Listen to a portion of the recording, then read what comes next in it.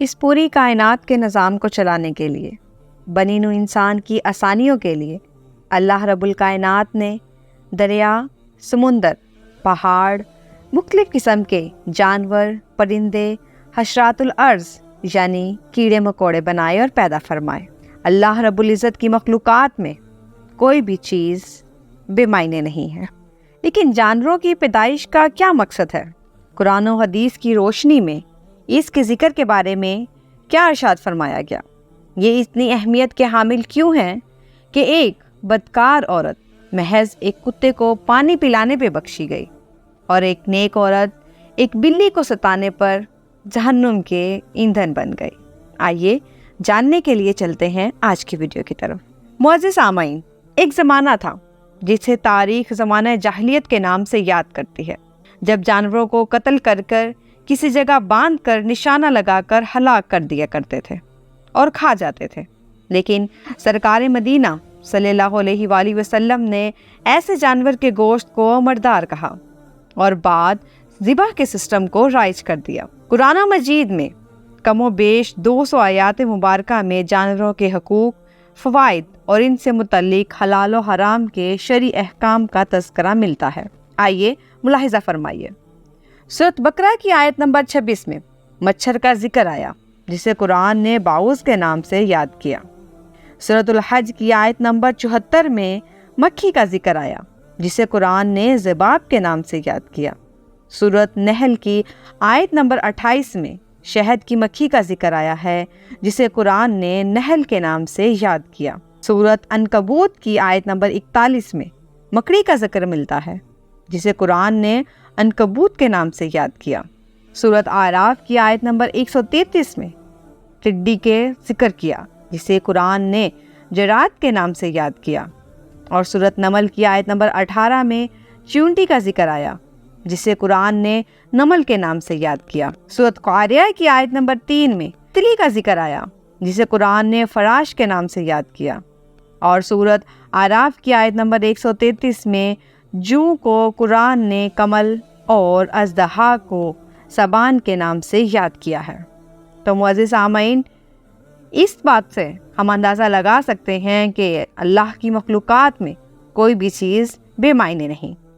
قرآن مجید اور فرقان حمید میں اسی طرح کچھ پالتو جانوروں کا بھی ذکر ہے اور ان کے ساتھ ساتھ کچھ جنگلی جانوروں کا بھی۔ سورۃ نحل کی آیت نمبر 8 میں گھوڑے، خچر اور گدھے کا ذکر آیا جسے قرآن نے بغال، خیل، حمیر کے نام سے یاد کیا۔ سورۃ انعام کی آیت نمبر 143 اور 44 میں بکرا، بھیڑ، گائیں اور اونٹ کا ذکر آیا جسے قرآن نے اہل، بکرا، غان اور معز کے نام سے یاد کیا۔ سورہ ہود کی آیت نمبر 69 میں ایک بچھڑے کا ذکر آیا جسے قرآن نے اجل کے نام سے یاد کیا۔ سورۃ بقرہ کی آیت نمبر 173 میں سور کا ذکر ہے جسے قرآن نے خنزیر کے نام سے یاد کیا، اور اسی سورہ کی آیت نمبر 65 میں بندر کو قرآن نے قردہ کا نام سے یاد رکھا ہے۔ سورۃ جمعہ کی آیت نمبر 5 میں گدھے کا ذکر آیا جسے قرآن نے حمار کے نام سے یاد کیا، اور سورۃ اعراف کی آیت نمبر 177 میں کتے کا ذکر آیا جسے قرآن نے کلب کے نام سے یاد کیا ہے۔ تو معزز سامعین، دنیاوی زندگی میں انسانوں کی آسانی کے لیے اللہ رب العزت کی نظر میں جانوروں کی اہمیت کا اندازہ تو آپ کو ان آیات سے ہو گیا ہوگا، بلکہ آپ دیکھیں گے کہ خالق حقیقی نے اپنی مبارک کتاب قرآن مجید میں کئی سورتوں کے نام بھی جانوروں پر رکھے، یعنی قرآن مجید کی سب سے بڑی سورہ بقرہ یعنی گائے کے نام سے، سورۃ نحل یعنی شہد کی مکھی کے نام سے، سورۃ فیل یعنی ہاتھی کے نام سے، اور سورۃ عنکبوت یعنی مکڑی کے نام سے، سورہ نمل یعنی چیونٹی کے نام سے۔ انسانوں کے ساتھ ساتھ اللہ رب العزت نے جانوروں کے بھی حقوق بنائے اور انسانوں کو حکم دیا کہ ان کا خیال رکھیں۔ ایک حدیث کے مطابق حضرت انس بن مالک رضی اللہ تعالیٰ عنہ سے روایت ہے کہ سرکار مدینہ صلی اللہ علیہ وآلہ وسلم نے ارشاد فرمایا، جو انسان بھی کھیتی لگائے یا پودا اگائے، پھر کوئی انسان، پرندہ یا چوپایا اس میں سے کھائے گا تو اس کے لیے صدقہ ہوگا۔ یعنی اس کا مطلب یہ ہے کہ اگر کوئی شخص فصل کاشت کرتا ہے اس کی غیر موجودگی میں کوئی اس کی فصل سے مستفید ہوتا ہے تو یہ اس کے لیے اجر و ثواب کا باعث ہوگا۔ اور اس طرح اگر کوئی جانور پالتا ہے، اس کے کھانے پینے اور رہن سہن کا مکمل خیال رکھتا ہے تو اسے اس کا جو اجر ثواب ملتا ہے اس کا کوئی اندازہ بھی نہیں لگا سکتا۔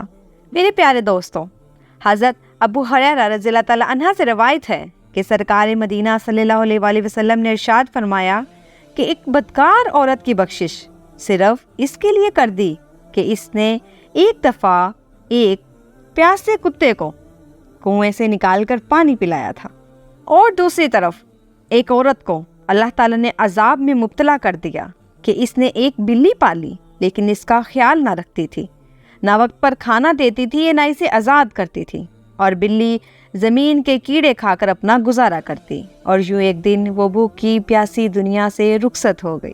اس لیے صاف طور پر کہا گیا اللہ رب العزت کے نزدیک سب سے محبوب بندہ وہ ہے جو اس کی مخلوق کا خیال رکھتا ہے۔ تو معزز سامعین، قرآن مجید فرقان حمید کی سورۃ نحل کی آیت نمبر 8 سے ہم اس بات کا اندازہ لگا سکتے ہیں کہ اللہ تعالیٰ کی مخلوقات اور ان کے حقوق ہم پر کس طرح لازم و ملزوم ہے۔ ترجمہ: اور چھپائے پیدا کیے، ان میں تمہارے لیے گرم لباس اور بہت سے فائدے ہیں، ان سے تم غذا بھی کھاتے ہو اور تمہارے لیے اس میں زینت ہے، انہیں شام کو تم واپس لاتے ہو، جب چرنے کے لیے چھوڑتے ہو وہ جانور تمہارے بوجھ اٹھا کر ایسے شہر تک لے جاتے ہیں جہاں تم بغیر اپنی جان کو مشقت میں ڈالے نہیں پہنچ سکتے تھے۔ تمہارا رب نہایت مہربان اور رحم والا ہے، اس نے گھوڑے، خچر اور گدھے پیدا کیے تاکہ تم ان پر سوار ہو کر، اور تمہارے لیے زینت ہے، اس سے مزید ایسی چیزیں پیدا کرے گا جو تم نہیں جانتے۔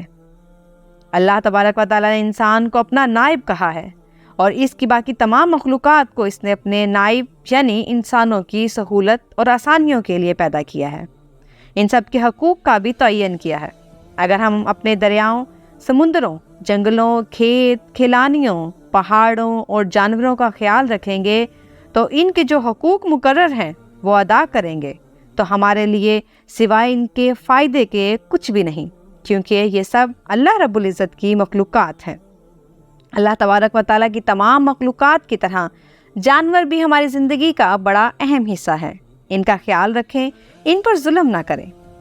دنیاوی زندگی میں اجر و ثواب کمانے کے لیے کئی طریقے ہیں، لیکن ہمیں معلوم ہی نہیں کہ ہماری بخشش کسی ایک نیکی کی وجہ سے بھی ہو سکتی ہے، چاہے وہ نکتہ نواز ہے۔ نہ جانے ہم گنہگار اور خطا کاروں کو کس گناہ کے سبب جہنم کا دروازہ دکھا دے، اور نہ جانے اس بدکار عورت کی طرح کسی جانور پر حسن سلوک کی وجہ سے بخشش کر کے جنت میں داخل کر دے۔ یہ سب اس رب کائنات کی مرضی، منشا اور مصلحت پر منحصر ہے۔ بس کوشش کریں اور اللہ رب الکائنات کی تمام مخلوق کا خیال رکھیں اور ان کے حقوق کا جیسے حکم ہے اور اسی پر عمل کریں۔